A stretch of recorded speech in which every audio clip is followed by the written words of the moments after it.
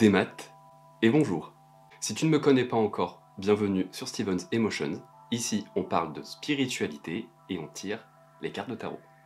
Et si tu me connais déjà, eh ben c'est cool, on y va.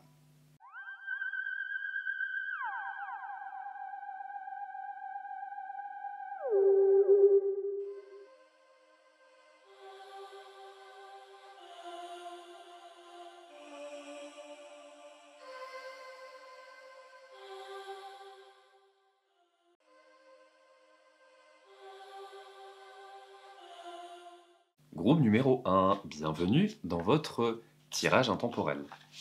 Pour savoir quelle blessure de l'âme vous avez à guérir. Pour les personnes qui, je pense, ont reconnu un petit peu l'énoncé, je fais bien évidemment référence aux 5 blessures de l'âme de Lise Bourbeau. Donc je vous incite très fortement à lire le livre qui est juste absolument exceptionnel et qui vous apprend en fait que dans la personnalité d'une personne, enfin, la manière qu'a une personne de construire sa personnalité est liée en fait à 5 blessures, on va dire primordiales qu'on est amené à vivre à partir de l'enfance. Et parmi ces 5 blessures, on en aura entre 1 et 2 principales qui seront amenées à se développer et qui vont un petit peu nous demander de nous challenger tout au long de notre parcours de vie pour pouvoir travailler sur cette blessure. Aujourd'hui, on va tenter de canaliser à travers les cartes quelle va être la blessure ou les blessures que vous devez travailler. Donc on y va. C'est parti. Groupe numéro 1. Ok.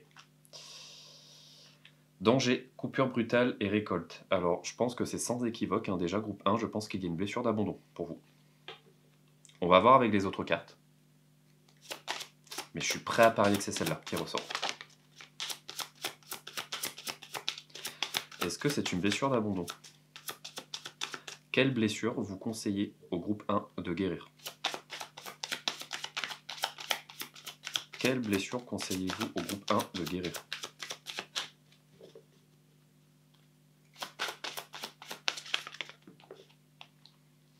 Ok, on a la clé. Réponse, nouveau départ et portes ouvertes. Alors ouais, pour moi ici, groupe 1, ça m'annonce une blessure d'abandon que vous devez guérir, avec une peur ici de la peur de la coupure, la peur de trancher, la peur de la séparation, alors que pourtant je peux vous assurer qu'il y a une sacrée potentialité en vous pour guérir cette blessure, parce que c'est comme si on avait la blessure qui se manifestait avec tout de suite la réponse associée. Réponse, nouveau départ et portes ouvertes. Ici, on est sur un maître nombre 33. Donc ça veut dire pour moi, groupe 1, que si vous vous reconnaissez dans une blessure d'abandon qui vous fait mal, avec par exemple de la dépendance affective, ou pour le second versant de la blessure d'abandon, parce que c'est ça qui est très intéressant aussi avec cette blessure, certaines personnes vont justement tomber dans une surindépendance affective pour justement ne pas tomber dans un schéma de dépendance affective. Donc en fait, il y a 2 traits de personnalité par rapport à cette blessure, ce qui ressort du coup finalement à travers le doublement du chiffre ici. Moi, ce que ça m'évoque, c'est que vous savez déjà en fait que vous avez cette blessure.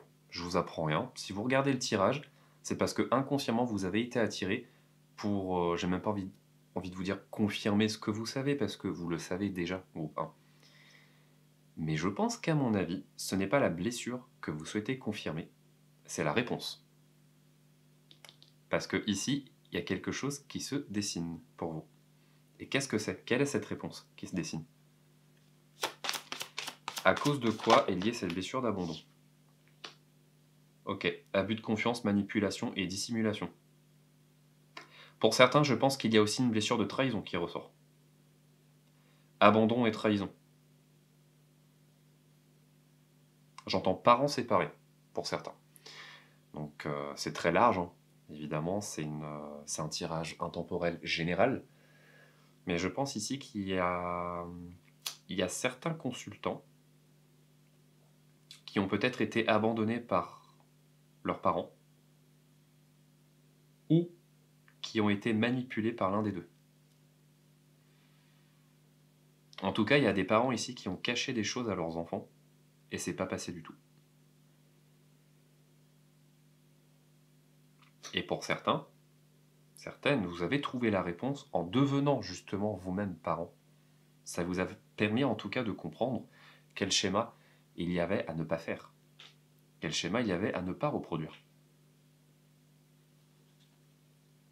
Mais en tout cas, pour moi, ici, ça m'évoque des choses qu'on vous a cachées. On vous a caché des choses. On vous a peut-être caché vos origines, hein, pour certains. Peut-être que vous avez appris assez tardivement que vous avez été adopté, ou peut-être que vous ressentez ça très profondément au fond de vous, que peut-être que certains ont été adoptés et qu'on ne vous l'a jamais dit. Il y a une notion de secret. Ah bah oui, bah regardez, sens du sacrifice, environnement familial, amical et sincérité. Bon, pour moi ici, il y a des groupes 1 qui ont, enfin, des personnes du groupe 1 qui ont appris des mensonges par le biais de la famille. Hein. C'est pas possible que les cartes ressortent comme ça. Je vous parle d'adoption et il y a la carte de la famille qui ressort. Donc certes, c'est la carte du chien, mais il y a quand même un environnement ici, hein, familial. Mais en plus, le pire, c'est que il y en a certains, ça parlera pas à tout le monde. Il y en a certains dans le groupe 1 qui évoluent pourtant dans une famille aimante, avec de l'amour, avec du respect, avec du soutien, mais même malgré ça, vous continuez de vous sentir abandonné. Et la question c'est pourquoi? Pourquoi? Il y en a certains ici qui ont un sentiment d'abandon alors que pourtant ils ont reçu de l'amour. Ça veut dire qu'il y a quelque chose que vous n'avez pas. Et qu'est-ce que c'est? Amour, affection et joie. Bah oui, bah je vous parle d'amour, regardez qu'est-ce qui revient en d'autres decks. La carte du cœur. La carte du cœur, quand on réduit, ça fait 6. 6, pourtant, on est vraiment sur le chemin de vie, en tout cas la numérologie de la bienveillance, de l'amour, de l'émotivité. On est vraiment ici sur l'affect, sur le fait de partager, sur le fait de donner, de recevoir. Est-ce que, pour certains, votre blessure d'abandon ne serait pas liée au fait que les gens autour de vous ont une manière de donner de l'amour, vous aussi, et peut-être que vous avez certains attendus de cette manière de donner cet amour, et comme on ne vous le donne pas de la manière que vous souhaitez, bah vous avez l'impression qu'on ne vous aime pas. Premier cas de figure. Deuxième cas de figure, blessure d'abandon pour les personnes également qui ont évolué dans une famille pourtant soudée, mais famille qui n'était pas démonstrative. Famille qui n'était pas affective tactilement, qui ne faisait pas de bisous, pas de je t'aime, pas de câlins, alors que pourtant vous saviez que par exemple vos parents, vous pouviez compter sur eux. Deuxième cas de figure pour cet abandon-là. Troisième cas, et il y a effectivement eu un abandon de la part de quelqu'un dans la famille, ou d'un sentiment d'abandon très très lié à de la trahison. Est-ce que pour certains, il n'y aurait pas un des parents qui aurait quitté l'autre parent pour refaire sa vie, qui se serait peut-être un peu enfui, qui du jour au lendemain n'aurait pas donné de nouvelles? En tout cas, ici, il y a quelque chose qui ressort fortement. Pardon. J'ai la gorge qui pique, donc il y a un problème dans la communication. Blessure d'abandon liée à un manque de communication ici. Puisque je rappelle également que le 33, c'est le maître de l'expression. On est clairement ici, pour certains, hein, sur un sentiment d'abandon qui ressort à cause d'un manque de communication. Donc qui dit manque de communication, on dit soit pas de communication du tout, soit communication pas appropriée.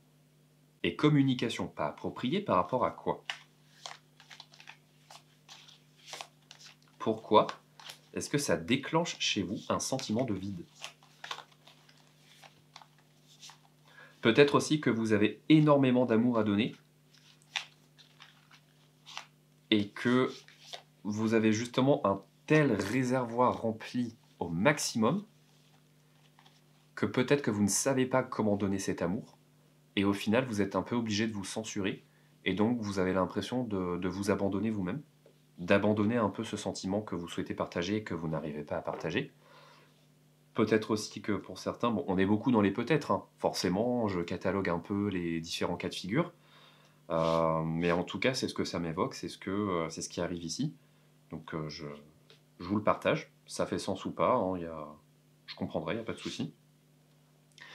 Donc oui, peut-être que pour certains, vous avez tellement d'amour à donner que soit vous ne savez pas comment le donner, soit vous ne savez pas comment l'exprimer, soit on vous a montré une manière d'aimer qui ne correspond pas à votre manière d'aimer, et du coup, bah, il y a un sentiment de décalage en fait, où bah, le sentiment peut-être d'être un ou une alien, de pas vous comprendre, de pas comprendre les autres, et ça crée une forme d'abandon finalement, parce que vous abandonnez les relations, vous abandonnez, vous laissez tomber, alors que, alors qu'il n'y a pas de raison, parce que la réponse elle est en vous, hein. J'aurais pas la prétention de dire que ce tirage provoquera un nouveau départ pour certains, j'espère évidemment, ça fait toujours plaisir. Mais il y en a pour certains, vous devez travailler l'abandon et la trahison. Dans quelle la nature. Bon, j'allais dire dans quelles circonstances ça se manifeste. Il y a la carte de la nature ici qui ressort. Pour moi, ici, vous êtes des personnes tellement intègres que quand vous faites face à une personne narcissique ou que vous sentez qu'elle est manipulatrice, qu'elle a tendance à mentir ou qu'elle cache des choses, et ben c'est là où ça réactive la blessure. Bon, j'ai basculé sur la blessure de trahison. On est toujours sur la blessure d'abandon, mais finalement, est-ce que le fait de ne pas communiquer sur ce que vous avez sur le, enfin, ce que vous avez sur le cœur, ce que vous avez envie de dire, ce que vous avez envie de vous exprimer, c'est pas français, mais vous m'avez compris. Pour certains, vous ressentez une forme d'abandon de vous-même, de ne pas arriver à vous exprimer, de ne pas arriver à dire ce que vous voulez finalement. Vous refoulez votre nature profonde. Il y a un abandon de votre nature profonde ici pour certains. Et donc la clé, bah, c'est d'accepter tout simplement que bah, dans la vie, il y a des personnes honnêtes et intègres et d'autres qui sont fourbes. Pour moi, la réponse ici, c'est le lâcher-prise. Accepter. Accepter que certaines personnes ne puissent pas avoir un amour aussi pur et énorme que celui que vous avez en vous. Et vous sentirez de toute façon instinctivement à qui vous pourrez le donner. Parce que je vois aussi beaucoup de personnes qui ont tellement donné que, en fait, elles n'arrivent plus. L'équilibre. Bah oui, forcément, il y a un équilibre à trouver ici. Entre le trop et tomber dans la dépendance, et entre le pas assez et tomber dans l'indépendance affective, bah, c'est une balance à équilibrer. Parce que pour les personnes qui n'arrivent pas à rencontrer quelqu'un, qui aimerait une relation, qui aimerait un engagement, mais qui ont tellement pris l'habitude d'être célibataire ou peut-être d'avoir des rencontres d'une soirée, ça va vous demander de travailler justement sur cette blessure d'abandon, qui est inconsciente pour certains. Et en quoi justement la peur de l'engagement ressort? Les cycles. Ok, ici ça m'évoque vraiment des personnes où vous revivez la blessure de manière vraiment cyclique, quoi. Ça revient mais tout le temps, au point où vous vous demandez mais bon sang, mais c'est pas possible, mais comment je fais mon compte pour toujours tomber sur des personnes qui sont jamais sincères avec moi et je perds ma voix. Je vous le redis, il y a vraiment un problème de communication. Qu'est-ce que vous n'arrivez pas à dire, groupe 1? Qu'est-ce que vous avez sur le bout de la bouche comme ça et qui ne sort pas? Qu'est-ce que vous n'arrivez pas à dire? La nature, l'équilibre et les cycles. Pour moi, ici, il y a des personnes qui s'effacent, qui ne s'imposent pas dans la relation et qui ont tendance à se laisser dominer. Il y a un petit côté passif qui ressort. Alors que c'est pas dans votre personnalité ou vous voulez pas. Mais pourquoi? Pourquoi il y a une forme de passivité comme ça qui s'enclenche quand vous vous engagez avec quelqu'un? Pourquoi vous vous effacez dans la relation? Au point de devenir complètement dépendant de l'autre. Tentons de répondre à cette question. Et nous avons comme réponse la compassion. Eh ben voilà. Bah oui, mais groupe 1, vous savez, vous pouvez pas prendre la souffrance de tout le monde.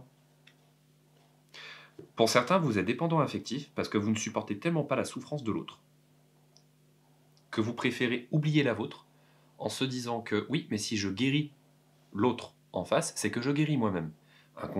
Ça, c'est un peu on va dire l'argument facile en spiritualité, hein. Oui, les gens qui apparaissent dans notre vie, c'est un peu l'effet miroir, ils nous montrent ce qu'on a à guérir, etc., etc. Oui, là, on y est, exactement, hein, effectivement. Oui, mais il y a autre chose ici. Il y a autre chose.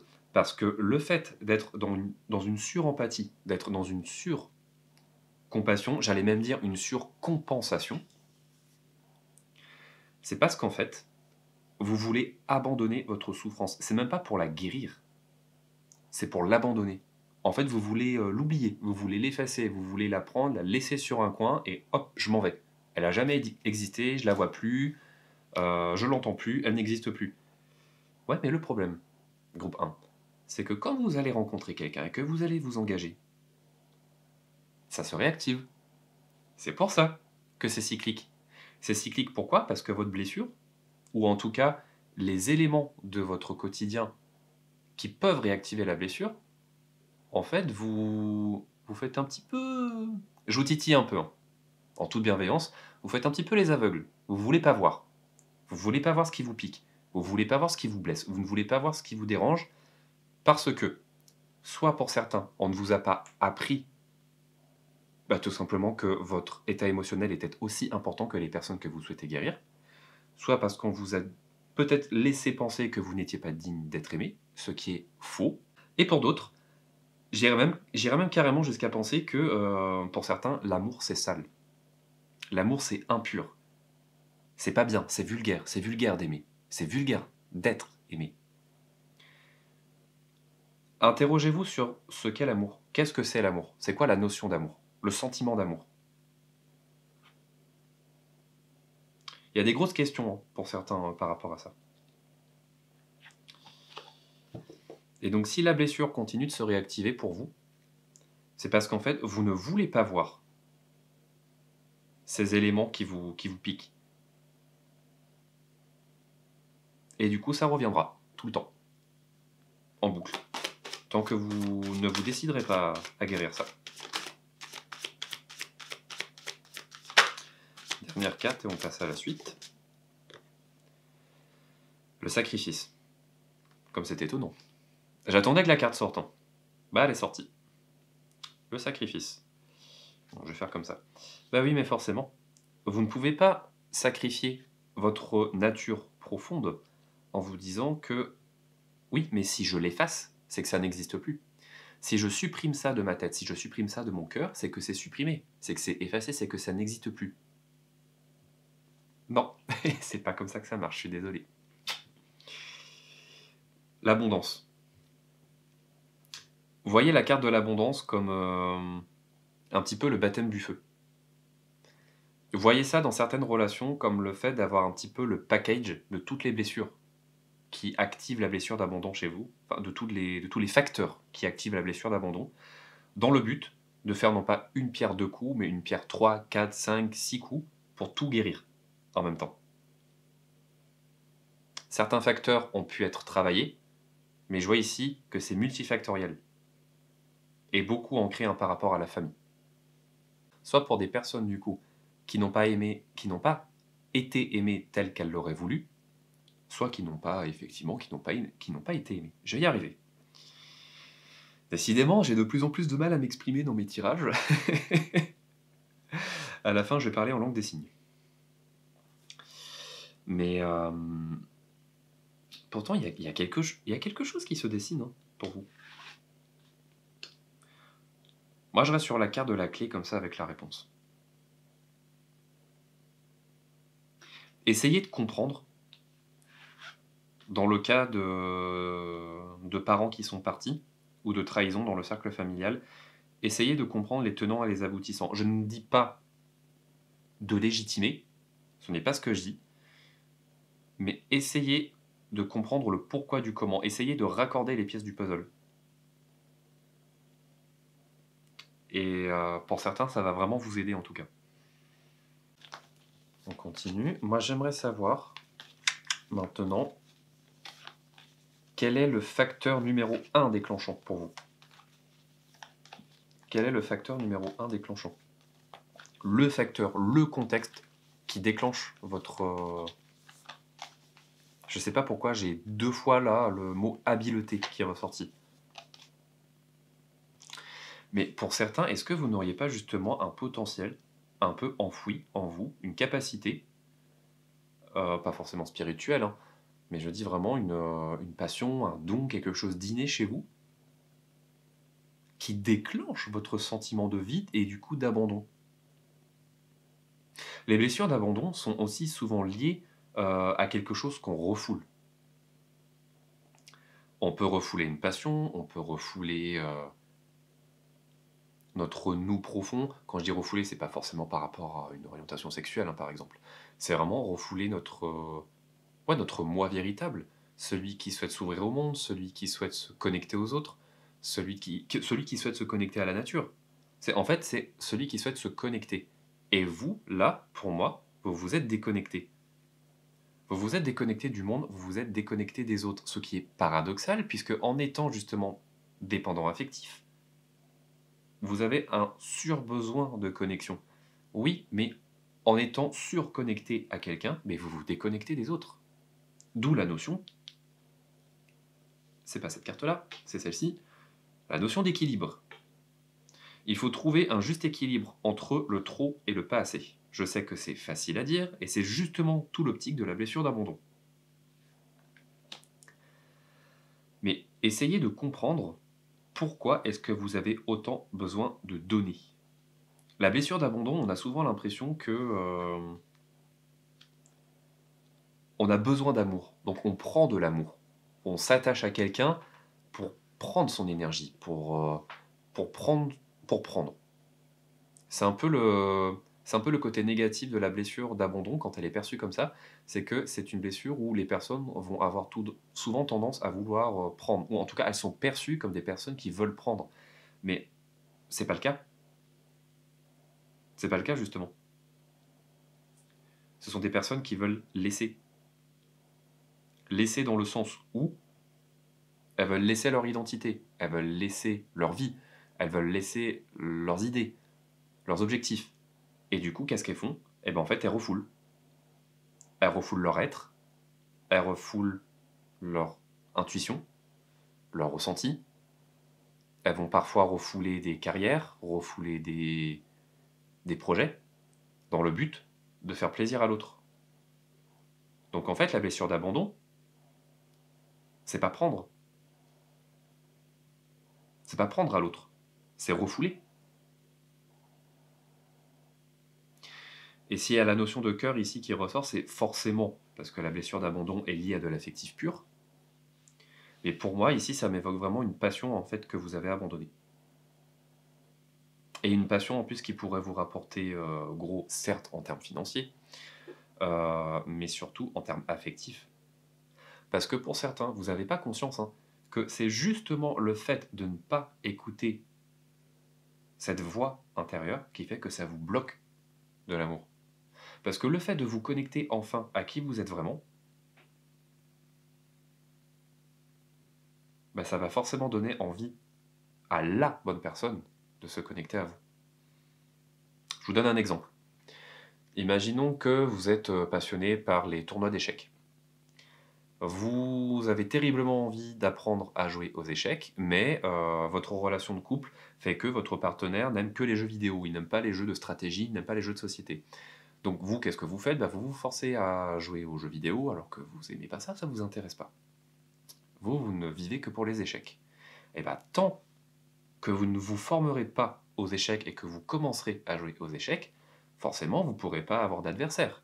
Donc vous ne pourrez pas rencontrer de passionnés. Et du coup, potentiellement, faire la rencontre que vous rêvez, parce que, bah, tout simplement, vous ne vous êtes pas formé pour. Bah, là, c'est la même chose. Tant que vous ne vous écouterez pas en profondeur vous-même,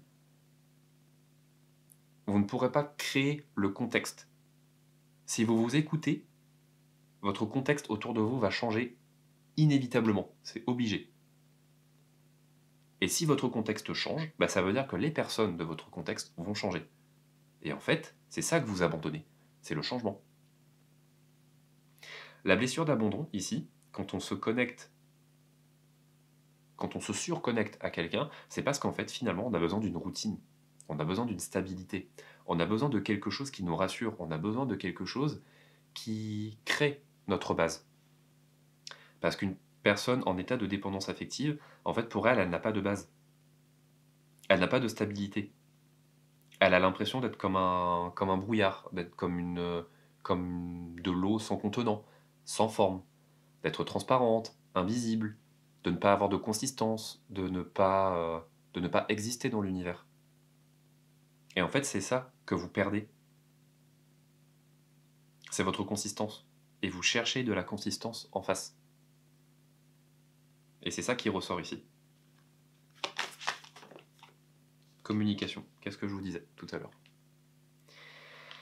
Votre blessure d'abandon est du coup en lien trahison. Je parle beaucoup de la blessure d'abandon, mais la blessure de trahison va aussi se manifester dans votre communication.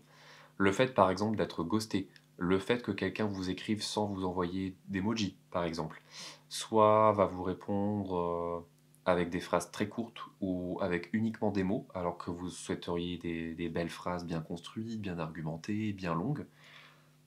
Tout ça, ça déclenche un sentiment d'abandon. Donc, pour moi, ici, tant que vous n'écouterez pas vos aspirations profondes, il n'y aura pas de communication possible avec les personnes vers qui vous êtes destiné à aller. Parce qu'il y aura toujours ce problème de communication. Votre blessure d'abandon, elle s'active à travers la communication. Quand vous parlez à quelqu'un, que vous échangez à quelqu'un, vous sentez qu'il y a un vide. Et le vide, en fait, vous transférez sur l'affect. Parce qu'en fait, c'est un vide en termes de passion, c'est un vide en termes d'affinité, c'est un vide en termes de connexion énergétique. Et il y a comme un transfert qui se fait sur l'amour. Le poids des larmes. Ouais. Parce que ici, ça fait appel chez vous à une forme de tristesse, à une forme de chagrin lié au passé.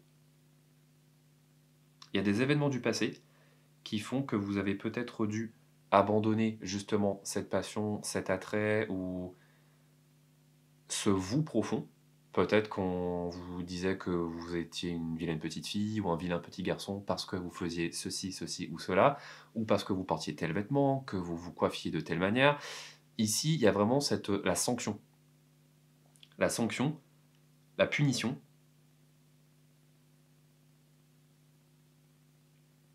Et la censure. Une forme de censure qui vous a empêché de vous exprimer librement pour vous obliger à être une personne que vous n'étiez pas, que vous ne vouliez pas être. Et du coup, en fait, c'est une éducation qui vous a appris à vous abandonner vous-même.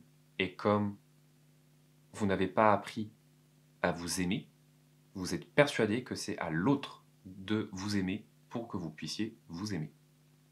En dos de deck, on a l'abondance, qui revient encore une deuxième fois. Bah écoutez, au bout d'un moment, je peux pas non plus faire semblant. Hein. 2 fois la carte de l'abondance qui revient. Si les cartes de l'abondance sont en dos de deck, ça veut dire que vous avez la possibilité juste en face de vous d'accéder à cette abondance et en fait vous ne le voyez pas parce que c'est en revers. En tout cas, je peux vous assurer que pour certains, vous allez vraiment ouvrir les yeux cette année. Il y a vraiment une ouverture sur la communication qui va se faire. Vous allez vraiment dire ce que vous avez à dire et comprendre que se taire n'est pas la solution. Ça demande un changement profond, un changement très important, parce que se changer soi-même, finalement, c'est changer sa vie, c'est changer son contexte de vie, c'est tout changer en fait. Et finalement, la blessure d'abandon, comme je vous le disais, c'est une nécessité de routine, c'est avoir besoin d'une certaine routine. Parce qu'au fond de vous, vous ressentez une instabilité et vous avez besoin que quelqu'un équilibre la chose. Je peux vous assurer que vous n'avez pas besoin de quelqu'un pour vous équilibrer. Trouvez ce qui vous anime, trouvez votre passion, trouvez vos objectifs, trouvez vos centres d'intérêt. Ou c'est même pas trouver, hein. Écoutez-les, mais vraiment profondément. Et vous verrez que vous allez vous créer un ensemble de nouvelles routines, vous allez vous créer de nouveaux objectifs, et là, progressivement, ce sentiment de satisfaction, ce sentiment de fierté, ce sentiment d'amour pour ce que vous faites, va se répercuter sur vous-même. Vous allez vous sentir bien, vous allez vous sentir écouté, vous allez vous sentir connecté, aligné, au bon endroit, au bon moment. Et là, comme votre contexte aura changé, eh ben, les nouvelles personnes qui vous sont destinées se connecteront à vous. On va terminer avec le message des ancêtres, et on sera bon pour vous. Qu'est-ce que les ancêtres souhaitent vous dire? On mélange, on mélange. Un message des ancêtres pour le groupe numéro 1.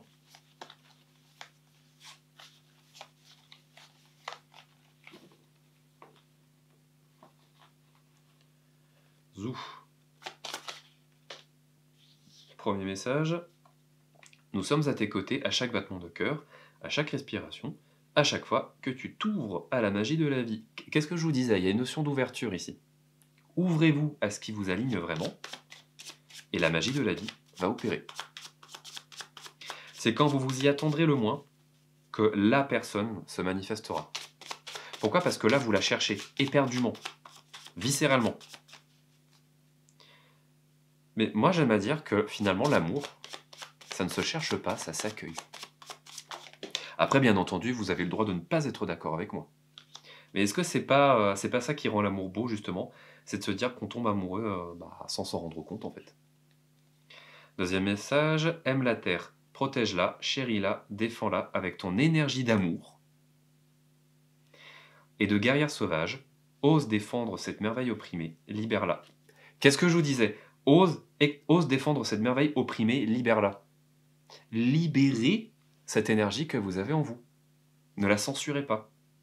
Lorsque tu sentiras des gouttes de pluie tomber sur toi, lève tes jolis yeux vers le ciel et rassure-toi. C'est notre amour que nous répandons sur toi. Eh bien, écoutez, groupe 1, on va s'arrêter ici. J'espère que les messages vous auront parlé ou vous auront permis, en tout cas, d'avoir une piste de réflexion sur ce qui peut toucher votre petit cœur. Si vous me découvrez, n'hésitez pas à vous abonner, à rejoindre la chaîne. Tout comme Norbert, on n'oublie pas le pouce en l'air. N'oubliez pas également de partager la vidéo, ça m'aidera à gagner en visibilité sur YouTube. Pour les personnes qui seraient intéressées, sachez que les guidances privées sont ouvertes, donc n'hésitez pas à réserver votre créneau en cliquant sur le lien dans la barre de description. Et je vous dis à très bientôt dans une prochaine vidéo. Salut!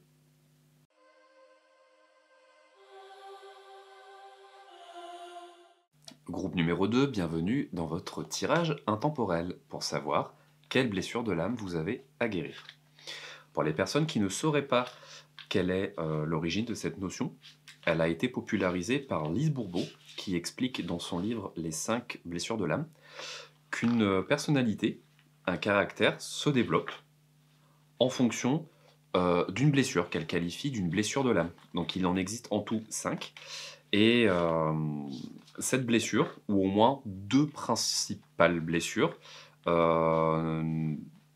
nous construirait, en tout cas, en tant que personne. Tiens, c'est rigolo parce que cette carte-là, elle est sortie pour le groupe numéro 1. Et finalement, l'optique d'un parcours de vie serait d'apprendre à guérir cette blessure. Nous, ici, on va s'intéresser justement dans votre vie actuelle à la blessure qui vous bloque et vous empêche d'atteindre l'épanouissement. Donc, on y va. Groupe numéro 2. Quelle est votre blessure de l'âme?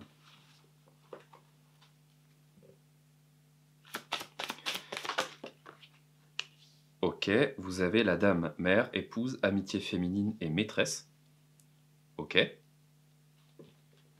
Avec quoi d'autre? La lune. Rêverie, sensibilité et spiritualité. Alors, je pense avoir une idée, mais j'attends de voir le reste des cartes. Mais en tout cas, ici, si on regarde bien, on a 2 femmes. La première regarde la seconde, et la seconde détourne le regard. Elle semble regarder ailleurs. Elle semble un petit peu s'évader, un petit peu dans son subconscient, un petit peu dans ses idées, dans ses pensées. Il y aurait une forme de... Elle n'écoute pas, elle ne semble pas écouter. ce que la dame semble lui dire. Pourquoi? Pourquoi est-ce qu'elle n'écoute pas? Pourquoi est-ce qu'elle détourne le regard? Pourquoi est-ce qu'elle n'est pas attentive comme ça? Eh ben, étonnant. Ici, on est vraiment sur la volonté de trancher, de couper quelque chose. On souhaite mettre un terme à quelque chose.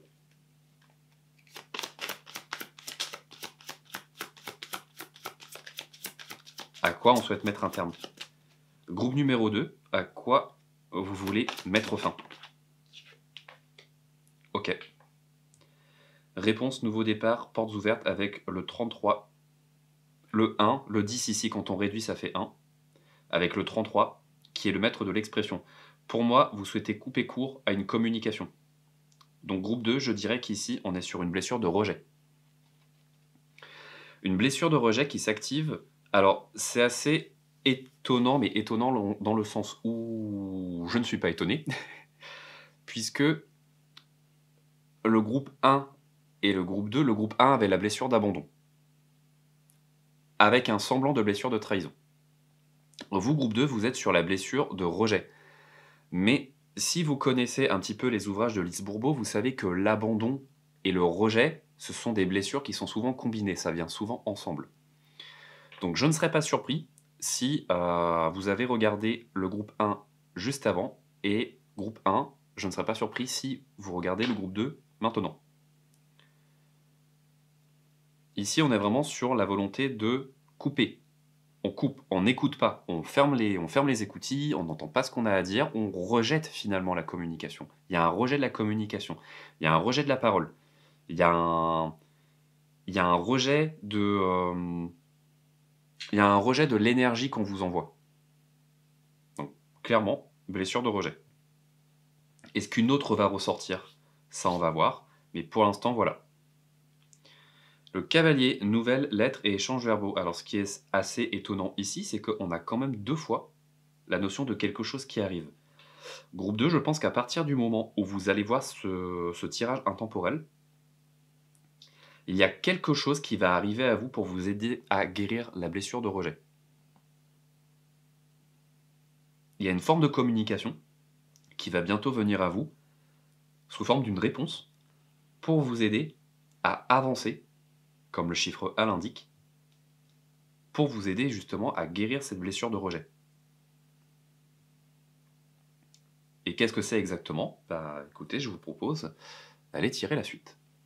Qu'est-ce que le groupe 2 va avoir comme possibilité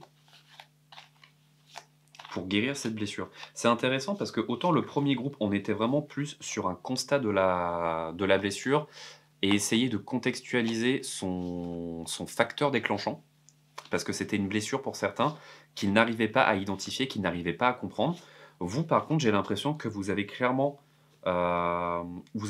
compris dans quel contexte votre blessure de rejet s'active.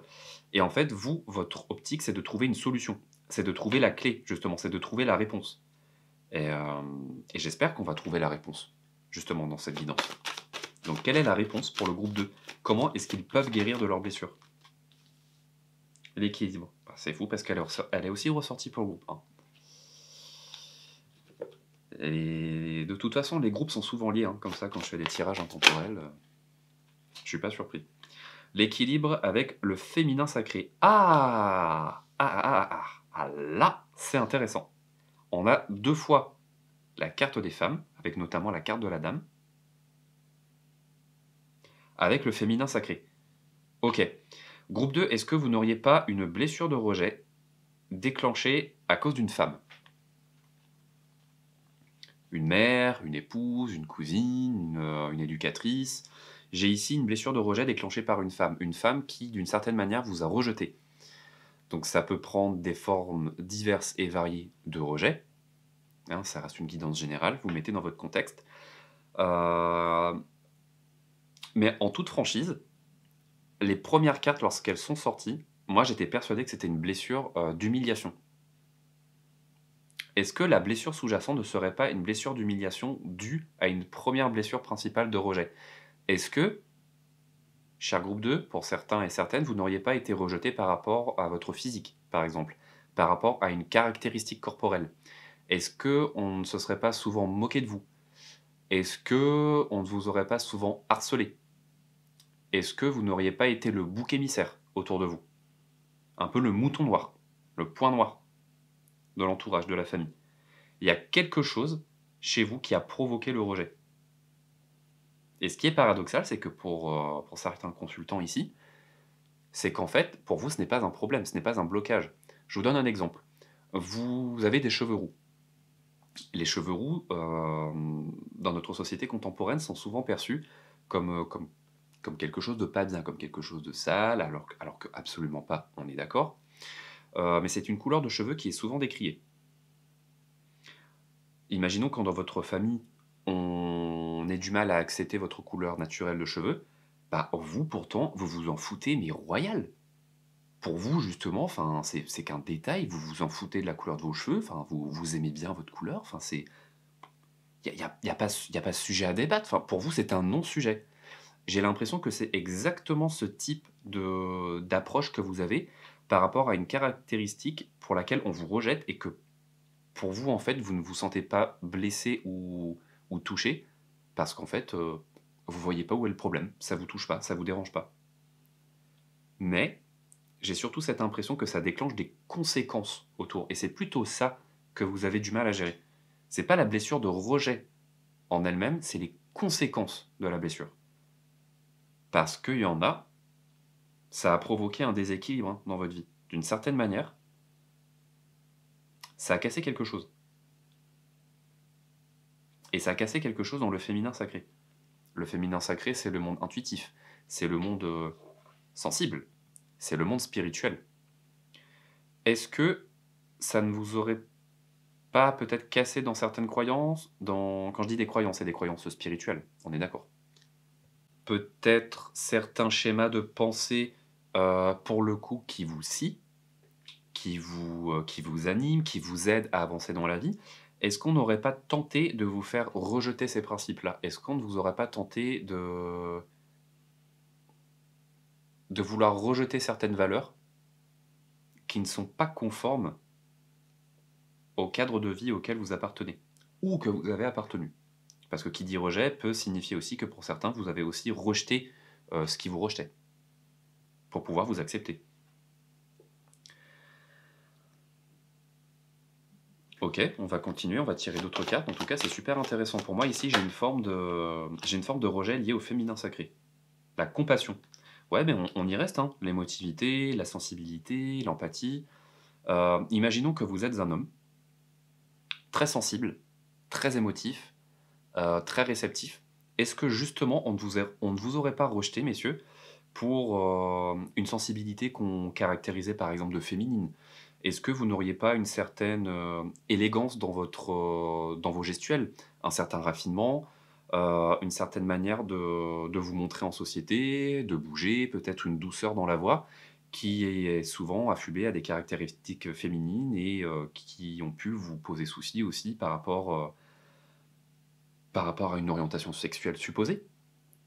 Parce que on considère pardon, souvent les hommes avec un certain raffinement, avec un certain chic dans leur gestuelle ou dans leur manière de parler, comme n'étant pas des hommes. Dans la société d'aujourd'hui, c'est ce qu'on veut faire penser. Bien entendu, ce sont des bêtises, vous l'aurez compris. Pour certains hommes, j'ai l'impression qu'il y a eu une blessure de rejet qui s'est activée par rapport à ça, alors que pour vous, vous êtes pourtant extrêmement fier de qui vous êtes, et même, ça n'a pas empêché certaines femmes de tomber sous vos charmes par rapport à ces caractéristiques-là. Pour certaines femmes, on peut imaginer que ça pourrait être le contraire, par exemple. Est-ce que certaines n'auraient pas été un peu garçon manqué, même si j'aime pas cette expression, et bon, je pense que vous aurez compris où je veux en venir. Peut-être une personnalité très affirmée, un yang très affirmé, un masculin sacré très affirmé, avec justement peut-être un rejet de ce féminin intérieur qui vous apportait préjudice parce que, bien entendu, une femme doit être jolie, élégante, doit être douce, doit être mignonne, doit être. Voilà. Mesdames, je pense que vous savez très bien que vous évoluez dans une société qui malheureusement vous impose souvent d'être ou de dire certaines choses. Et est-ce que justement on ne vous aurait pas imposé une certaine manière d'être contre votre gré, et vous, vous l'avez rejeté en bloc parce que vous êtes très fier de qui vous êtes. Vous, vous avez trouvé votre équilibre comme ça. Et tant pis si ça dérange. Mais il y en a certains, vous avez... Certains, du coup. Certaines, comme quoi. Certaines, vous avez pris du temps avant de véritablement imposer votre personnalité et votre tempérament. Je suis comme ça, et si ça ne te plaît pas, tant pis. Cette fois, c'est moi qui vais te rejeter parce que je n'ai pas à continuer d'accepter que tu m'imposes une vision de moi qui n'est pas moi. Je suis comme je suis, et si tu n'es pas content ou contente, eh bien écoute, tant pis pour toi. Il y a vraiment eu ce type de discours hein, pour certains consultants ici. Je trouve ça super intéressant parce que, bon, bien entendu, soit vous êtes réceptive ou non, mais en tout cas, je trouve que c'est une blessure de rejet ici qui est une blessure de rejet combative. Vous ne vous laissez pas effondrer, vous ne vous laissez pas épuiser mentalement par les propos qu'on peut porter sur vous, parce que j'ai même envie de vous dire que c'est finalement pas une blessure de rejet, mais une valeur de fierté qui ressort ici. On a voulu vous faire croire que c'était quelque chose de rejetant, alors qu'en fait vous êtes extrêmement fier de cette caractéristique. Bon, bien entendu pour certains et certaines, c'est une blessure de rejet pure où vous ne vous acceptez pas, et auquel cas, ici, on m'indique que vous allez bientôt trouver une réponse. À partir du moment où vous allez regarder ce tirage-là, où vous allez regarder cette guidance-là, pour moi j'ai une réponse. Hein. Vous allez déjà comprendre qu'est-ce qui fait qu'il y a un rejet, qu'est-ce qui fait que vous vous sentez rejeté, et vous allez réussir à trouver la solution. Parce qu'on a quand même 2 fois une carte de nouvelles qui arrive. Donc c'est pas pour rien. En complément, vous avez la mort intérieure. Ouais. On est clairement ici sur un chamboulement intérieur, une certaine éducation, une certaine manière d'être, une certaine manière de penser qui vous a été injectée, qui vous a été inoculée. Le problème, c'est que c'est comme un poison. En fait, ça a pris du temps avant de vous empoisonner, avant de vous gangréner. Et au final, aujourd'hui, vous êtes arrivé à un point de saturation où vous ne vous reconnaissez plus, vous ne savez même pas qui vous êtes, vous ne savez plus qui vous êtes, et ce n'est plus possible. Et c'est ça qui est difficile avec une blessure de rejet, c'est que souvent, on va avoir tendance à porter un masque pour faire semblant, pour montrer une image de nous qui souhaite être acceptée, qui souhaite appartenir à un groupe de pairs, qui souhaite être identifié, qui souhaite être reconnu. La blessure de rejet, souvent, est associée aussi à un grand besoin d'appartenance. Donc, petit détail, rappelez-vous la pyramide de Maslow, les besoins primordiaux, qui peut être aussi assez intéressant à analyser dans ce contexte. Le besoin d'appartenance, ici, permet d'accéder à l'estime de soi, permet d'accéder à l'amour de soi. Mais quand vous appartenez à un groupe auquel intérieurement vous n'arrivez pas à vous identifier, il n'y a aucun amour possible, parce que vous n'êtes pas aligné. Et donc qu'est-ce qu'il faut faire? Il faut accepter finalement une certaine mort intérieure. Il faut accepter en fait de, excusez-moi du terme, de mettre à la poubelle qui vous étiez pour véritablement être qui vous êtes. Il y a l'être et il y a le paraître. J'adore les jeux de mots, merci. Roulement de tambour. Et c'est pas évident. Je comprends que ce soit pas évident, mais la solution, elle est ici. Allez-y pas à pas, progressivement. Et ça va se faire. Et en dos de deck, la joie. Et oui. Vous avez besoin de sourire, vous avez besoin de rigoler, groupe 2. Parce que je vois ici que vous rigolez pas assez. Hein. C'est très imagé, hein, mais je vois carrément une muselière hein, pour certaines ici. Vous ne parlez plus, vous ne rigolez plus, vous ne vous exprimez plus. Et c'est comme si, en fait, à vous reconnectant à la spiritualité, ou par exemple en regardant ce type de contenu sur YouTube, en regardant des tirages comme ça, en fait, ça y est, vous avez l'impression de véritablement vous connecter à votre famille, de véritablement vous connecter au groupe auquel vous appartenez, mais profondément en vous. Et je sens ici qu'il y en a certains, mais ça leur fait tellement du bien. Il y a certaines personnes ici qui ne regardent pas ce type de contenu pour avoir une vision projective de l'avenir ou pour forcément savoir qu'est-ce qui va se passer dans le futur, mais simplement parce que en fait, ça leur fait du bien. C'est une bouffée d'air, c'est une vraie bouffée d'oxygène d'enfin sortir temporairement de leur bulle du quotidien pour véritablement entendre, écouter, regarder, pour stimuler leur sens finalement. Ici, une des réponses qu'on peut vous apporter, groupe 2, pour pouvoir guérir cette blessure de rejet, c'est de stimuler vos sens par rapport à ce qui vous fait du bien intérieurement. Mais pour ça, il va falloir faire de la place. On arrive sur la fin du tirage, on va tirer quelques cartes conseils pour savoir finalement quand est-ce que vous allez trouver cette solution ou quelle forme elle doit prendre. Même si, pour moi en tout cas, le conseil qui se dégage là actuellement, c'est de vraiment passer à l'action, de passer à la pratique. Pour pouvoir être, il va falloir pratiquer votre être. Je ne sais pas si vous arrivez à saisir la nuance, mais on vous demande de guérir factuellement votre blessure. Il va falloir passer à l'action, il va falloir sortir du mental, d'une forme de guérison projetée pour passer à une guérison applicative. J'utilise beaucoup de tournures de phrases et de mots-clés peut-être un peu complexes, auquel cas j'en suis navré. Je formule comme je ressens les choses. Donc j'espère que ça vous parlera, mais en tout cas, voilà, ici, il y a besoin d'une guérison applicative. Vous n'allez pas guérir, vous ne guérirez pas, groupe 2, si vous ne pratiquez pas votre être, concrètement. Alors, un petit conseil pour nos chers consultants du groupe 2. Qu'est-ce que vous souhaitez leur transmettre?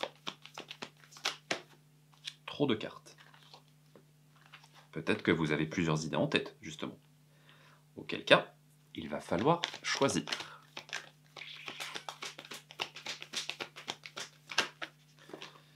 Ok, alors on a ici la carte du regret avec message d'amour. Alors, groupe 2, groupe 2, groupe 2.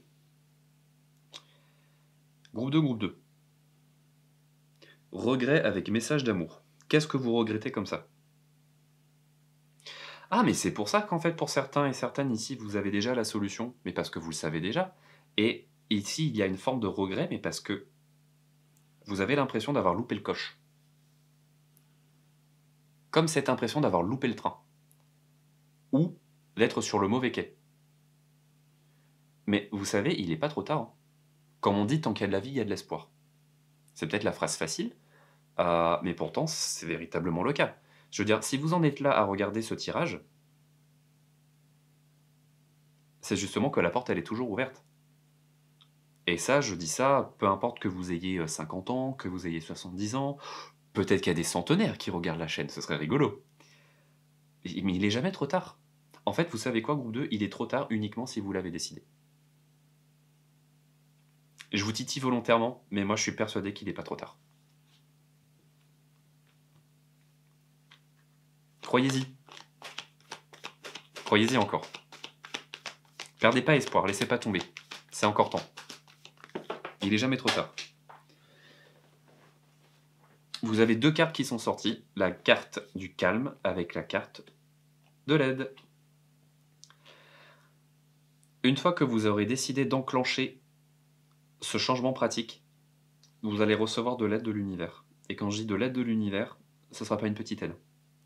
Parce que c'est comme si, en fait, l'univers n'attendait que vous synchronisiez votre temps avec celui du monde autour de vous. Le monde n'attend que vous. Et le monde vous demande, mais toi, qu'est-ce que tu attends? C'est la question qui ressort pour vous. Qu'est-ce que tu attends?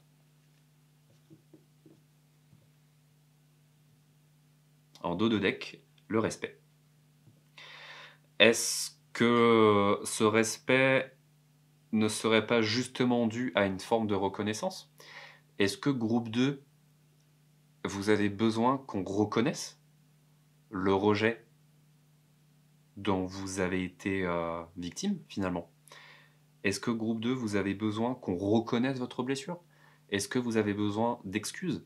Est-ce que vous avez besoin qu'on parle justement peut-être de ce harcèlement ou de ces différents facteurs qui ont déclenché cette blessure de l'âme? Pour moi, ici, je vois un besoin de reconnaissance et de légitimer ce que vous avez vécu. Alors, je sais que c'est viscéralement nécessaire pour certaines personnes de se dire que tant que tu n'auras pas reconnu le mal que tu m'as fait, je n'arriverai pas à passer à autre chose, parce que tant que toi tu resteras dans le déni de la souffrance que tu m'as infligée, je ne peux pas reprendre le contrôle de ma vie, parce que c'est comme si tu normalisais ce que tu m'as fait. C'est un piège. C'est un piège parce que vous êtes dans l'attente que la personne s'excuse, vous êtes dans l'attente que la personne reconnaisse, prenne conscience du mal qu'elle vous a fait. Dans certaines situations, cette reconnaissance peut effectivement avoir lieu. Ça peut prendre des années, ça peut prendre toute une vie pour que, on va appeler je vais pas dire le malveillant, mais vous savez où je veux en venir. Dans le cas, par exemple, de personnes qui ont subi du harcèlement ou autre. Il peut se passer des fois des années ou toute une vie pour que la personne se rende compte de ce qu'elle vous a fait et prononce des excuses. Mais dans le cas où cette personne ne reconnaîtra pas ce qu'elle a fait, dans deux situations, soit parce que pour elle, elle ne vous a jamais infligé la blessure que vous exprimez, auquel cas elle estimera que vous prenez trop les choses à cœur et que vous fabulez un petit peu, soit, deuxième cas, effectivement cette personne sera profondément malveillante et fera exprès de ne pas s'excuser ni de reconnaître ce qu'elle vous a fait tout en sachant qu'elle sait très bien ce qu'elle a fait.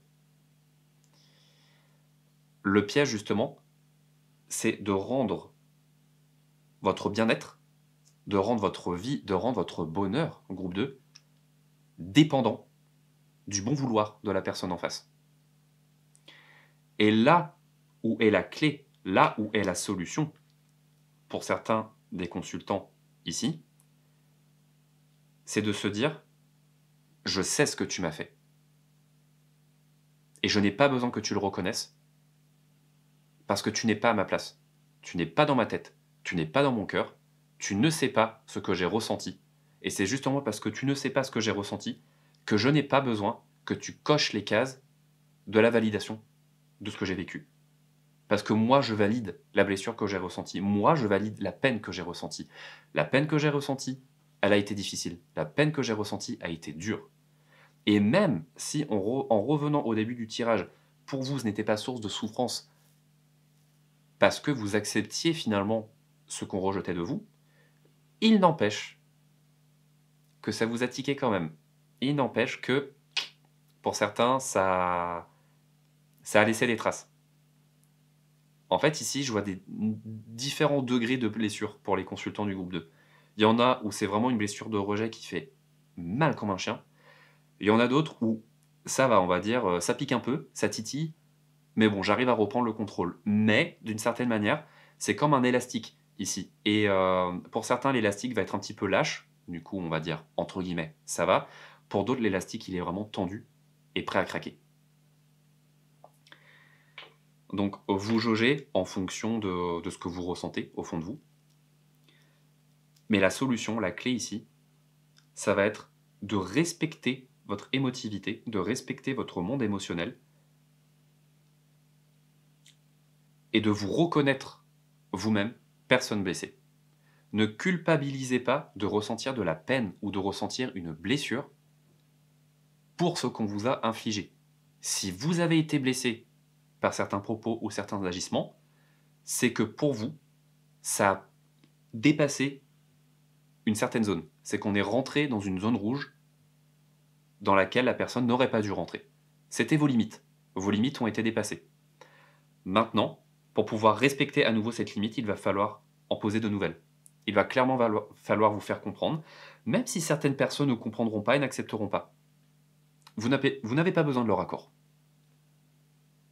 Imposez vos limites, imposez votre décision, en étant justement dans une démarche applicative. Eh bien écoutez groupe 2, on va du coup passer à la fin de la guidance avec le message des ancêtres. Qu'est-ce que les ancêtres veulent vous dire?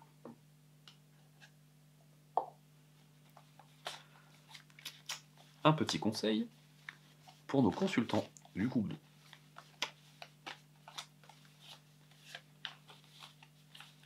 Qu'est-ce que vos personnes proches décédées souhaitent vous transmettre? Ok, premier message. Ne sois pas impatient. Lorsque tu seras prêt, le monde des esprits dont nous faisons partie te révélera ce que d'autres ne peuvent voir. Même si ça prend du temps, même si vous avez un premier déclic, vous avez une certaine envie de faire, prenez le temps nécessaire. Mais une fois que vous aurez enclenché le mouvement, vous saurez que vous êtes sur la bonne voie. Deuxième message, et on sera bon pour vous. Aime la terre, protège-la, chéris-la, défends-la. Avec ton énergie d'amour et de guerrière sauvage, ose défendre cette merveille opprimée. Libère-la. Vous aurez compris ici qu'on parle de votre terre intérieure. On revient encore ici sur le monde intérieur qui a été censuré, qui a été enchaîné, qu'on a voulu justement rejeter parce que ça dérangeait, parce que c'était différent, parce que, bah stop les parce que. Je suis là, j'existe, j'ai le droit de vivre, j'ai le droit de prendre ma place, j'ai le droit de m'imposer. Et ce n'est pas parce que je prends ma place que je vole la tienne. Il y a de la place pour tout le monde. Donc ne me vole pas ma place, parce que moi je ne vole pas la tienne. En dos de deck, à chaque fois que tu sentiras le bout de ton nez piqué, je t'enverrai un message d'amour t'indiquant que tu te diriges dans la mauvaise direction. Attention donc si vous avez un rhume, ça veut dire que le GPS déconne. On termine sur une petite blagounette nulle. Et j'espère que ce tirage vous aura plu. Groupe 2, n'hésitez pas à me faire votre retour en commentaire. Si vous me découvrez à travers ce tirage intemporel, n'hésitez pas à venir vous abonner. N'oubliez pas également, tout comme Norbert, de laisser le fabuleux pouce en l'air. Partagez également la vidéo, ça m'aidera à faire connaître ma chaîne, et notamment à remonter dans l'algorithme de YouTube. Pour les personnes qui seraient intéressées, vous pouvez toujours réserver une consultation privée en cliquant sur le lien dans la barre de description. Et je vous dis à très bientôt pour une prochaine vidéo. Salut!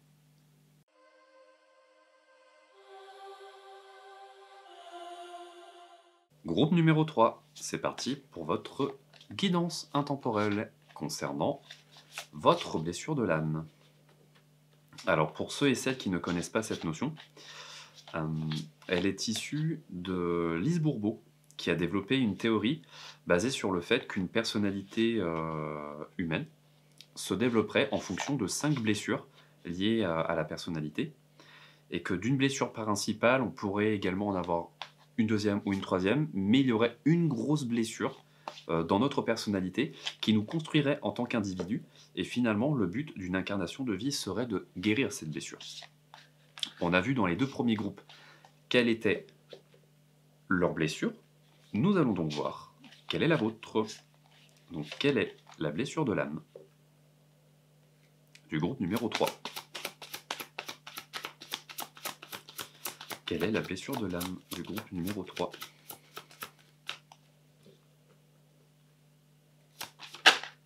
Ok, vous avez la carte du nuage.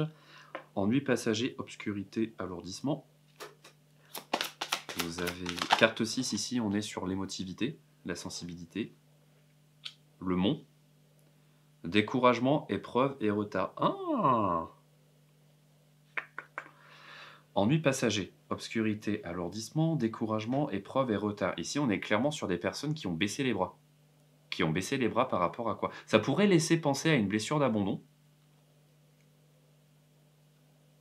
Mais j'ai pas l'impression. Parce qu'en plus, ici, quand on réduit, de plus 1, ça fait 3. On est ici sur 6 et 3. C'est comme si, en fait, il ne restait que la moitié de vous. Comme si on vous avait pris quelque chose. Je pense savoir quelle blessure c'est, mais j'attends de voir les autres cartes.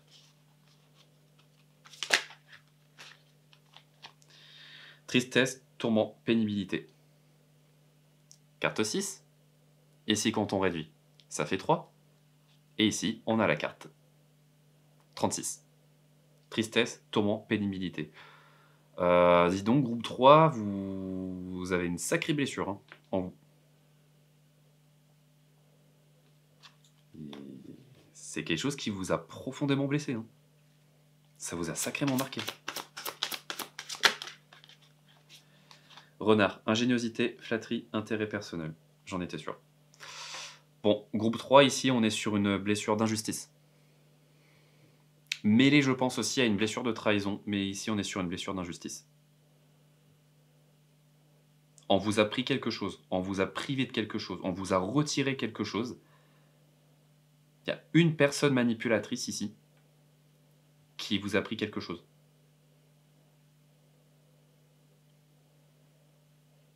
Et c'est quelque chose que vous recherchez depuis lors. Il y a comme un sentiment de vide en vous. Je suis sûr. Je suis sûr, je sens, là, ça me... Je sais pas, j'ai le ventre, il est vide, là.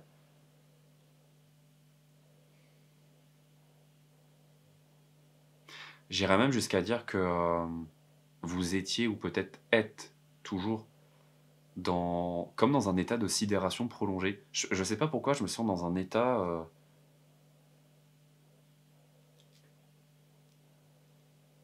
J'arrive pas à parler. Je me ressens silencieux, je me ressens bouche bée. Ouais. Trahison. Trahison, mais surtout injustice ici. Mais qu'est-ce qui s'est passé pour que vous ressentiez une blessure pareille? Le liste pureté, loyauté et noblesse. Ah ok. Je pense qu'il y en a certains ici qui se sont fait tromper. Mais alors, qui se sont fait sacrément tromper, mais alors en beauté.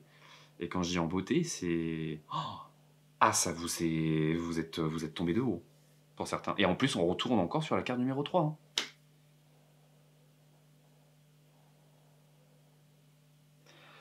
Hein. Moins, 4 moins 1 ici, 4, 14 en bas. On est aussi sur du 3. Bon, de toute façon, quand on réduit, ça fait 5. Mais on revient toujours à la notion de 3. 3. Un couple, plus quelqu'un à côté. Bon, il y a eu une infidélité qui vous a profondément blessé ici. Hein. Une grosse blessure de trahison, une grosse blessure d'injustice, groupe 3. Peut-être que vous étiez marié, peut-être depuis plusieurs années, et que vous avez découvert que votre partenaire vous trompait, était infidèle. En tout cas, là, ça ressort, mais tellement d'une force. Waouh! Comment est-ce que certains l'ont su? Comment vous l'avez su? Comment vous avez compris? Est-ce que vous êtes tombé sur une preuve? Est-ce que l'autre a fini par le dire? Est-ce qu'il y a eu des indices? Ouais, j'entends liaison là. Il y a eu de l'infidélité. Hein.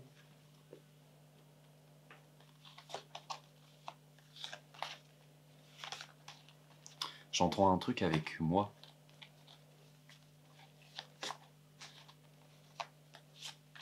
J'essaie de préciser ce que j'entends, mais là, il y a un truc avec moi. Votre autre, en tout cas, vous disait quelque chose. Un truc en is. Is, moi. Bon, je vais voir si ça arrive après. Est-ce que vous pourriez me donner en tout cas les clés pour que ce groupe 3 puisse nettoyer cette blessure qui pour certains n'en finit plus. Hein. Qu'est-ce que vous pourriez leur donner comme conseil? À mettre bien évidemment dans votre contexte. Si vous n'avez pas vécu ce type de mésaventure, je ne vous le souhaite bien évidemment pas. Si ça ne vous parle pas, c'est que probablement ce groupe n'est pas pour vous. Je vous invite à regarder les deux premiers. Mais en tout cas, ici, ça ressort vraiment plus. Hein. La transformation. Ah bah oui. Bah oui. Parce que là, il y avait quelque chose à transformer chez vous. Hein. Groupe 3. Et en plus, groupe 3. Depuis tout à l'heure, on est sur le 3. Mais il y a un besoin d'alignement. Hein. Le message, il est d'une force. Oh, il fallait que vous en passiez par là. Je sais que c'est dur. Hein. Je sais que c'est pas facile hein, d'entendre ça. On souhaite jamais hein, ce genre de déconvenu. Mais il fallait que vous en passiez par là. Vous aviez des choses à comprendre. Le 3, c'est la créativité, c'est l'expression, c'est la triptyque, c'est le chiffre parfait. Il y avait quelque chose à perfectionner chez vous, groupe 3. Il y avait quelque chose qui demandait à arriver à maturité. Il y avait quelque chose qui n'avait pas totalement poussé. Et j'ai l'impression que cet événement avait pour but de déclencher quelque chose chez vous. Il fallait que ça réveille quelque chose en vous. Il fallait qu'il y ait quelque chose qui se transforme là. Et pour vous, j'ai l'impression que c'est un petit peu la manière forte que l'univers a eu de vous déclencher ce changement. C'est c'est l'injustice et la trahison. C'est comme une énorme gifle que vous vous êtes prise et vous êtes carrément tombé à la renverse. Vous étiez vraiment sur le baba, sidéré. Vous saviez pas quoi faire, vous saviez pas quoi dire. Et vous avez pris du temps avant d'encaisser la formation. Je suis toujours dans un état de sidération ici. J'ai l'impression que l'information elle percute pas, ça vient pas, ça ne rentre pas. C'est pas possible. Il ou elle n'a pas fait ça. J'ai rêvé. Je suis déconnecté. C'est pas la réalité. Et il a fallu intégrer, accepter, il a fallu lâcher prise et se rendre compte que si ça s'est bien produit en fait. Et il fallait qu'il y ait quelque chose qui se transforme en vous. Ça a réveillé quelque chose pour certains. La gratitude. Alors, j'ai pas envie de vous dire quand même que suite à cette situation, il faut remercier à tout va. Merci l'univers de m'être fait trahir. Je trouve que c'est un petit peu le penchant de la spiritualité, le penchant un peu négatif. Bien entendu, ça ne reste que mon avis personnel. Vous avez totalement le droit de ne pas être d'accord avec mes propos. Je trouve quand même qu'il faut être très vigilant avec la notion de gratitude, parce que remercier tout le temps à tout va pour les éléments négatifs qui nous arrivent, on peut en arriver des fois à tomber dans la dépendance de ce type d'événement un peu noir, en allant le rechercher en se disant « je dois vivre une expérience négative pour apprendre ». De toute façon, une leçon, en règle générale, ça dépend de chaque personne aussi, mais en règle générale, c'est vrai qu'une leçon qui est vécue dans la douleur, c'est une leçon qui s'ancre. Ça s'ancre dans la chair, ça s'ancre dans l'ADN, ça s'ancre dans le corps énergétique. Quand on vit un trauma, c'est sûr qu'on ne l'oublie pas. Et forcément, ce qu'on comprend suite au trauma, quand on fait preuve de résilience, c'est fait pour nous transformer. Mais dites-vous une chose, c'est que les âmes qui vivent les blessures les plus profondes, les plus douloureuses, les plus inacceptables, je ne rentrerai pas dans le discours de « ce sont des âmes qui l'ont choisi avant de s'incarner ». Je reste très prudent avec ce type de discours également. C'est pas que je le partage pas, mais c'est que, à un certain degré, encore une fois, ça ne reste que mon avis, on ne peut pas avoir tout décidé. Mais pour cet événement-ci, vous aviez quelque chose à transformer chez vous, vous aviez quelque chose à apprendre. Vous aviez besoin de détecter. Moi, je vois vos yeux ici. Vous aviez besoin d'apprendre à détecter le manipulateur. Vous aviez besoin d'apprendre à l'analyser. Vous aviez une nécessité de comprendre le mécanisme d'emprise. Je pense que vous l'aurez compris. Pour certaines personnes, il y avait de l'emprise ici. Et vous vous êtes rendu compte que vous étiez sous emprise. Et c'est là que la sidération s'est mise en place. Non, c'est pas possible, pas moi. Je peux pas être sous emprise. Je peux pas être une personne dépendante. C'est pas ma personnalité. Ça va pas ou quoi? Et puis si, finalement. Et c'est un peu vos principes qui se sont effondrés. Un peu vos valeurs que vous pensiez solides comme un roc, qui ont complètement volé en éclats. Vous vous reconnaissiez plus. Vous aviez l'impression d'être étrangère à vous-même. Et finalement, la question qui je suis là en fait? Qu'est-ce que je fais? Qu'est-ce que je suis en train de faire? Et pourquoi je me trahis moi-même comme ça? Et c'est tout ce processus de réflexion là que vous avez mis du temps pour certains du groupe 3 à accepter. Relativise. Voilà, alors je ne sais pas pourquoi, c'est comme si on vous disait relativise-moi. Je sais que c'est une formulation très étrange. Mais dans la phrase « relativise-moi », c'est comme si on vous disait « accepte ce qui s'est passé ». Accepte de te dire à toi-même « oui, j'ai été mise sous emprise et ce n'est pas une honte parce que justement, je suis une personne intègre, je suis une personne fidèle, je suis une personne pure, je suis une personne loyale. Jamais on ne pourra me reprocher, pas à moi, d'être tombé dans ce type de schéma parce que c'est pas à moi d'avoir honte. C'est pas moi le problème ici. C'est le manipulateur. Et on a voulu vous faire penser que c'était vous le problème. Et c'est pas vrai.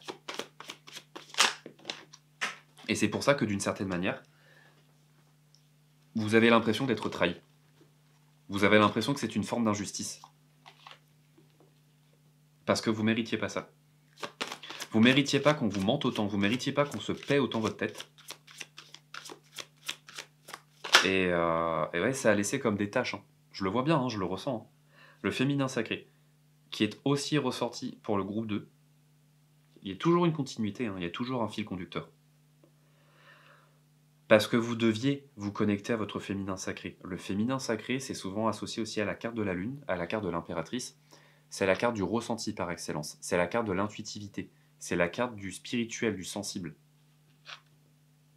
Et cette expérience s'était faite pour que vous puissiez vous connecter justement à votre ressenti. Vous le saviez, vous le sentiez. Et vous ne l'avez pas écouté. Ce n'est pas un reproche. Hein. Attention, je ne vous culpabilise pas. Et auquel cas... vraiment, je m'excuse hein, si vous le prenez tel quel. C'est pas du tout le cas. Mais vous aviez pour mission d'apprendre justement à le détecter. Ça s'est fait de la manière la plus abrupte possible. Hein. Mais en tout cas, je pense qu'aujourd'hui, vous êtes capable. Désolé. Je pense qu'aujourd'hui, vous êtes capable de reconnaître ces signes-là. Et justement, si vous aviez pour mission de reconnaître ces signes-là, c'est pour atteindre quoi? C'est pas pour rien hein, qu'elle sort maintenant. Vous aviez pour mission d'être couronné, comme l'impératrice. Je sais que ce sont les guidances faciles, hein, que ce sont les tirages faciles, que oui, vous vivez des expériences négatives, mais c'est pour atteindre le succès et l'abondance. Mais parce qu'il y a une certaine forme de succès chez vous qu'on jalouse. Pas forcément un succès professionnel, hein, pas forcément un succès financier. Mais il y a quelque chose dans votre personnalité qui fait que vous brillez et vous vous en rendez pas compte. Et même pour certaines personnes, vous ne voulez pas accepter, mais que vous brillez, en fait. Et quand je dis vous brillez, c'est pas parce que, par exemple, vous avez une énorme communauté sur les réseaux sociaux, que vous êtes influenceur, que vous avez plein d'amis, que vous avez plein de numéros dans votre répertoire, c'est pas ce type de succès-là. Il y a une forme de réussite dans une ou plusieurs sphères de votre vie que les gens n'aiment pas, parce que ça les renvoie à leur propre incapacité à ne pas parvenir à faire ça dans leur propre vie.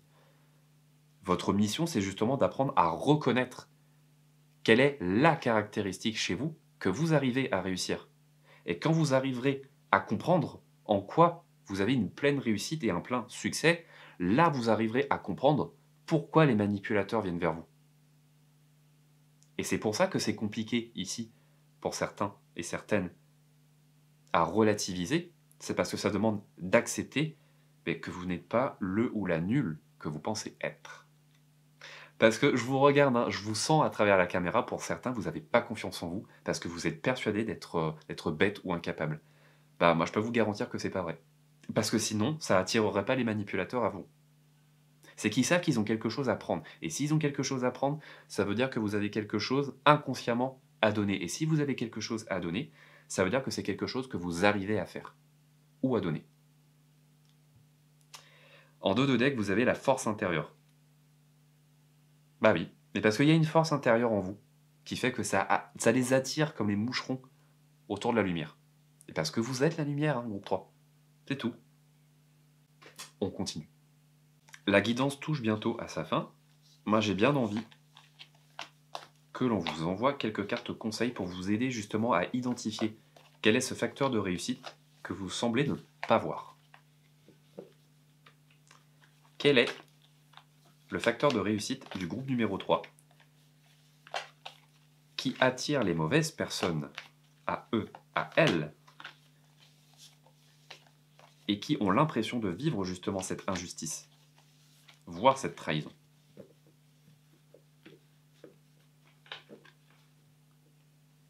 Je me gratte le nez. Sans contexte, comme ça. Première carte. Message de conseil. Alors, merci, c'est effectivement ce que je demande. Bon. J'aimerais un deuxième conseil, s'il vous plaît. Bon, si vous regardez en tout cas la carte, on voit ici qu'il y a deux mains, côte à côte. Donc n'hésitez pas, justement, quand vous ne savez pas identifier quelle est cette caractéristique, cette belle caractéristique chez vous, demandez à votre entourage, tout simplement.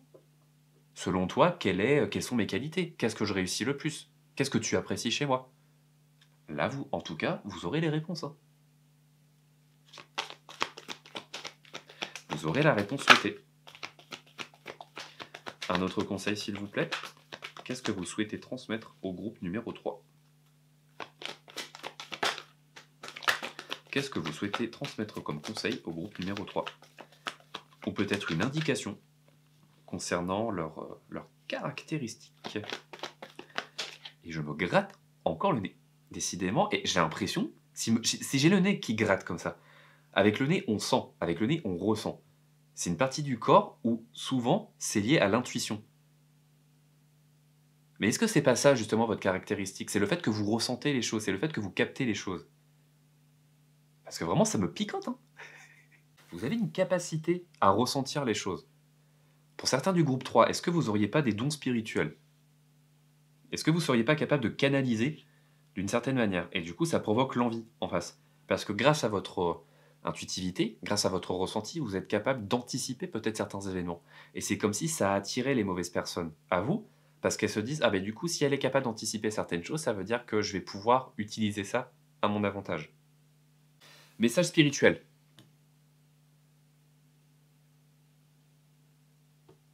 Je n'en dis pas plus. Je n'en dis pas plus.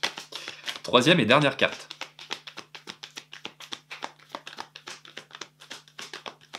Troisième et dernière carte. Quel dernier conseil, ou plutôt avant-dernier, puisqu'il reste encore des petites cartes à tirer. Alors, une carte, hein, s'il vous plaît.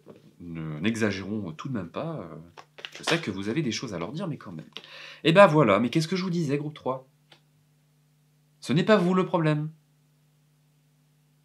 Et je sais que ça vous rend triste, parce que, pour certaines personnes ici, vous avez l'impression que c'est de votre faute, parce que vous avez laissé la personne venir, vous avez laissé la personne agir. Mais parce que, encore une fois, vous deviez apprendre à détecter ça. Peut-être que vous l'avez laissé rentrer dans votre vie. Mais en tout cas, vous avez ou allez réussir à la faire sortir. C'est une chose de l'avoir laissé rentrer. C'en est une autre de la faire sortir. Et vous allez réussir, si elle n'est pas encore sortie, à la faire partir, cette personne. Je peux vous garantir que vous allez vraiment atteindre une forme de succès, une forme de libération. Hein. En dos de deck, la dualité. Ah bah oui, mais quand on est sous emprise, hein, c'est pas facile de faire le distinguo entre la tête et le cœur. En règle générale, enfin c'est même pas en règle générale, hein, c'est souvent, hein, dans les relations d'emprise, on va souvent écouter la tête. Non, pas du tout. Le cœur. Bah, comme quoi, vous voyez, hein, ça ne tourne pas rond. Il y a les émotions, parce qu'on est en couple, peut-être une amitié, hein, pour certains. Il y a l'affect qui prend le dessus. Et puis on essaie de partir une fois, deux fois, trois fois. Et puis vient au bout d'un moment où le cœur en fait a tellement fatigué qu'il n'arrive même plus à prendre la décision. Et là c'est la tête qui résonne. Et quand la tête a pris la décision, c'est irrévocable. Il n'y a plus de retour en arrière. Et là, votre challenge, c'est de laisser votre tête prendre la décision pour finalement être capable de rebondir vers ce qui vous correspond vraiment. On passe aux dernières cartes et en sera bon pour vous. Le message de mes ancêtres. Qu'est-ce que vos défunts souhaitent vous dire? Premier message. Premier message. Premier message. Je sais pas pourquoi on me montre ça avec les doigts. Comme si on vous disait arrête de te taper sur les doigts. Arrête de t'en vouloir. Donc, cher consultant du groupe 3, le message est passé. Arrête de t'en vouloir. Arrête de te taper sur les doigts, c'est pas de ta faute. C'est déjà une première étape de le comprendre. Donc, tu peux déjà être fier de toi. Lorsque tu sentiras des gouttes de pluie tomber sur toi, lève tes jolis yeux vers le ciel et rassure-toi, c'est notre amour que nous répondons sur toi. Très bien. Bah écoutez, premier message transmis. Le second, s'il vous plaît.